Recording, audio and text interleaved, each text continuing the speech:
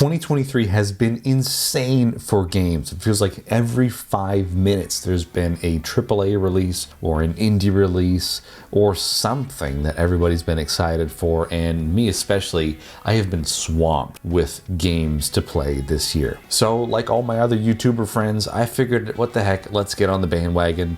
Let's do my top 10 games that I played in 2023. Now, a little bit of a catch here. Most of the games that I played this year are new and new-ish, but there's one or two older titles as well that I've revisited or played for the first time. So let's go. Oh yeah, and don't forget to hit the like button and subscribe if you haven't done so already, and comment down below as you watch and let me know if you agree with some of my picks. And just remember, this is my list, not the end all be all list, but just something fun and lighthearted for today's video. Number 10, I'm going to start with Xenoblade Chronicles 3 Future Redeemed DLC. I'm being a bit cheeky here. I know it's not a full release, but this was a continuation to a fantastic story that was released last year with Xenoblade Chronicles 3. Now, if you did play the original game, chances are you might have noticed a few small details that really were a kind of unanswered, and this DLC addresses that. Not that the original game didn't really leave any room for error either, because that was an amazing game. The Future Redeemed DLC dropped in April of this year, and you play as Matthew, the great-great-great-great-great-great-grandfather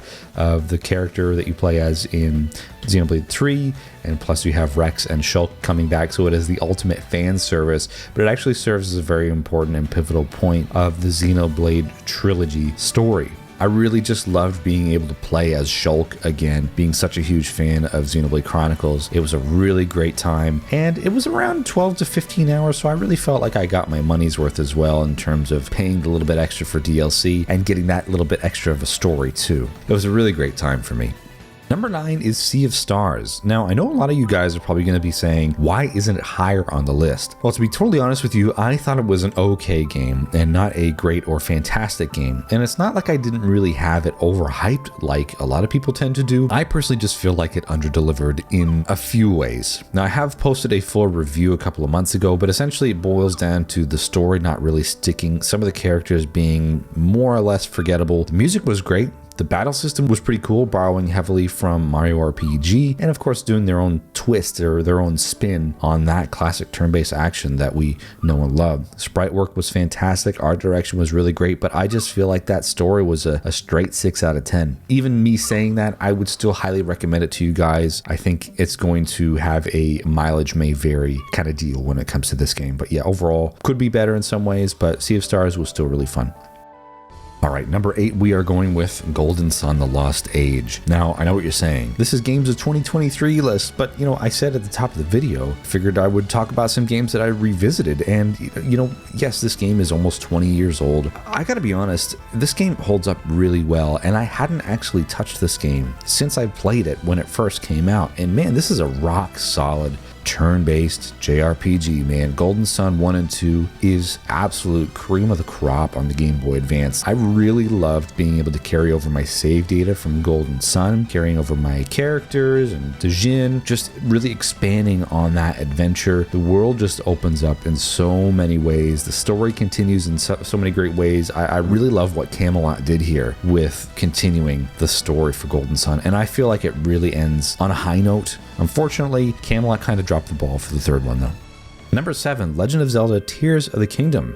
I'm sure a lot of you are probably thinking, man, what the heck is this game doing so low on the list? Well, there was a lot of games that I enjoyed a lot more than Tears of the Kingdom, but I really enjoyed Tears of the Kingdom. So much so that I actually sold both of my Switches midway through my playthrough and bought the Tears of the Kingdom Switch. I was so invested in the story and so invested in the game. I probably sank maybe 50 or 60 hours straight into story stuff. I really had a great time. I feel like it was a really good evolution of Breath of the Wild. I know this game, like Sea of Stars I mentioned before, is really a mileage may vary kind of game, especially if you didn't really enjoy Breath of the Wild, but I feel like this was really a glow up from the formula that Nintendo had for Breath of the Wild. The story was really good, and again, if you just do story stuff, you can find yourself playing for 30, 40, 50 hours and enjoying every single second of it. I was really engaged. I think it was a really great and complete total 100% package that doesn't ever need to be touched again, and I almost kind of want to go back to it now.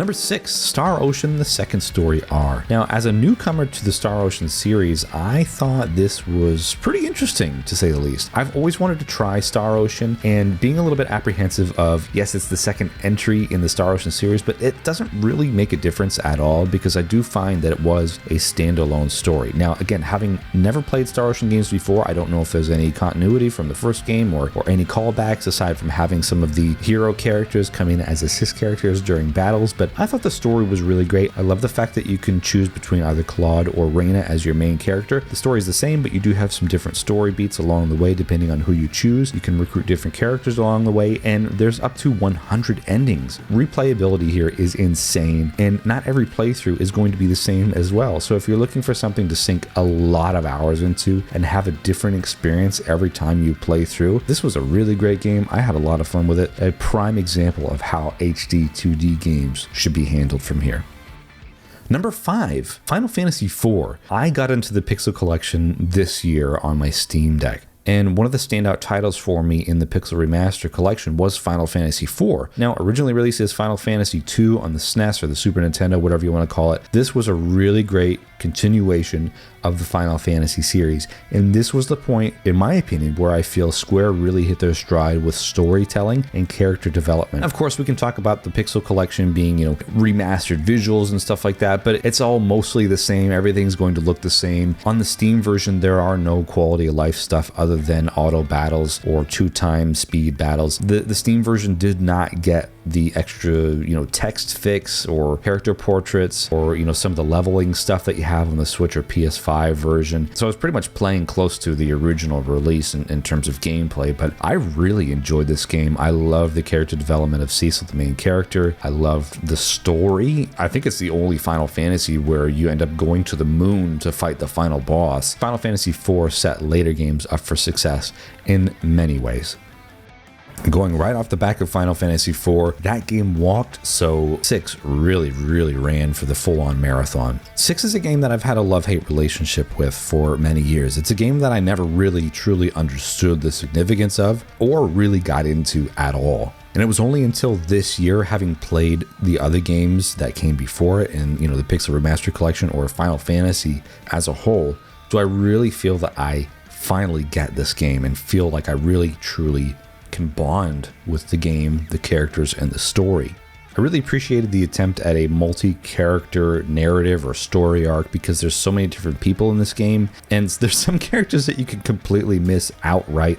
Of course, I played along with the guide, so I made sure to get everybody and recruit everybody so that way I have a full party by the end of the game, because my God, you're gonna need it. But I feel that what Square was trying to do, they did really well here. Overall, Final Fantasy VI is a fantastic adventure. I could talk about this game forever, but I covered that a couple of months ago in my Why I Finally Get Final Fantasy VI video. Check it out.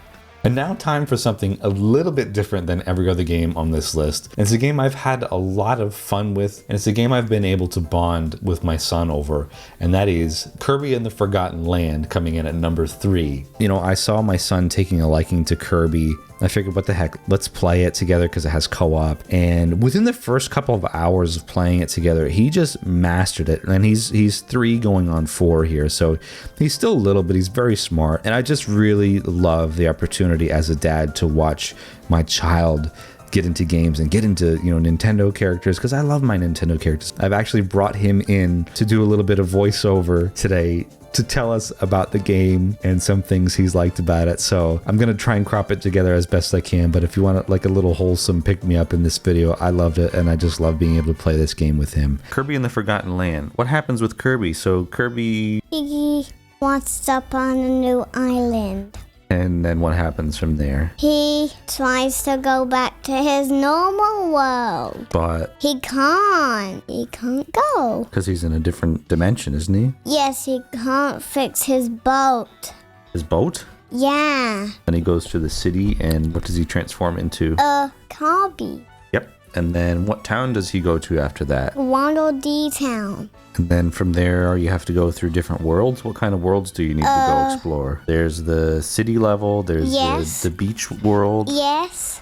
There's the circus world. Yeah. Lava level. Yeah.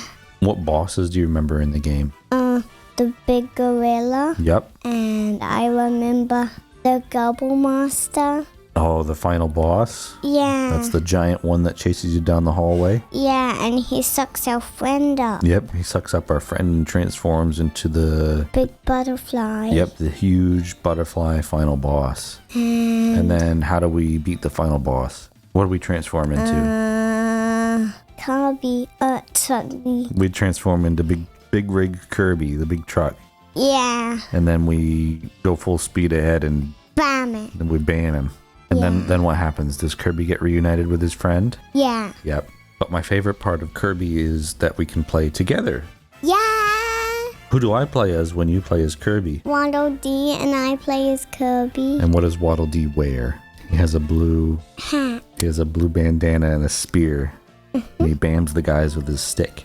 Yeah. Yep. And I just suck up guys. So there you go. Number 3, Kirby and the Forgotten Land. Really fun. I loved being able to play this game with my son. If you're a parent out there and you're looking for something to play with your kids, definitely check that one out. Number 2, Super Mario RPG. Now, if you've been following my channel, you're probably sick to the high heavens of me talking about this game, whether it's me doing my live streams or preview video or my review. I just gotta say, I really love this game so much. I'm so grateful that I have the opportunity to play this game, and I'm so thankful that this game got remade as well, because it's pretty much been lying untouched since 1996.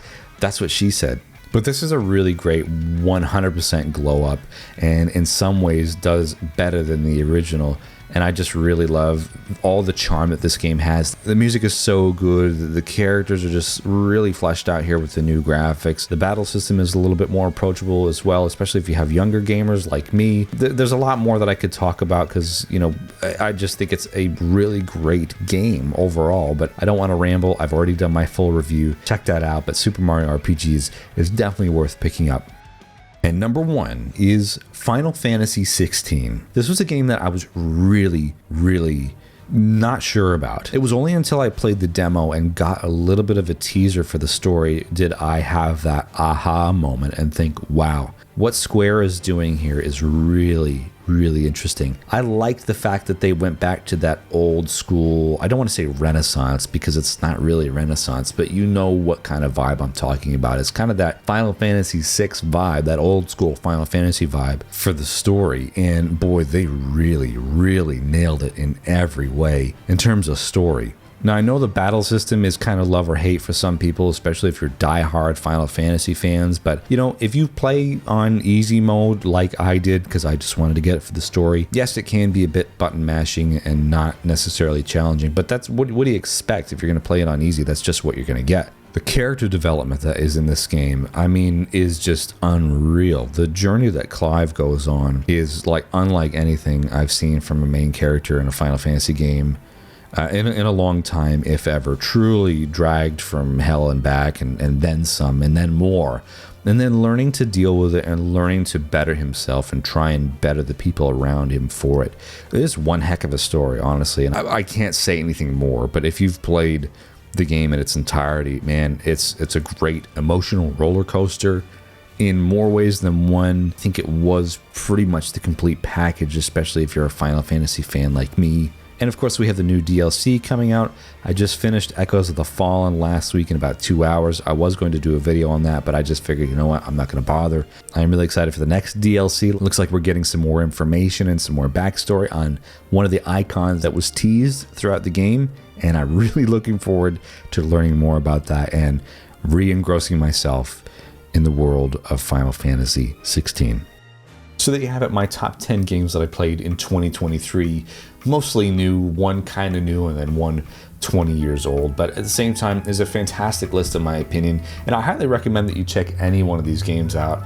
And, you know, I think my real true highlight on this list is playing Kirby and the Forgotten Land with my son. I know I cover JRPGs and RPGs and stuff on this channel, but I figured, you know what the heck, it's end of the year vibes here. I want something a little bit more fun and lighthearted, so I wanted to roll that in. And of course, my son was really excited to put the headphones on and talk into the microphone and tell you guys about his experience with Kirby. So I hope you guys enjoyed this video. Please let me know down below in the comments what your top 10 games of 2023 are. And if you haven't done so already, please consider leaving a like and subscribing as well. It really helps out the channel. I hope you guys have a great rest of your week, great rest of your day, wherever and whenever you're watching this. And we'll see you again on the next video. Take care.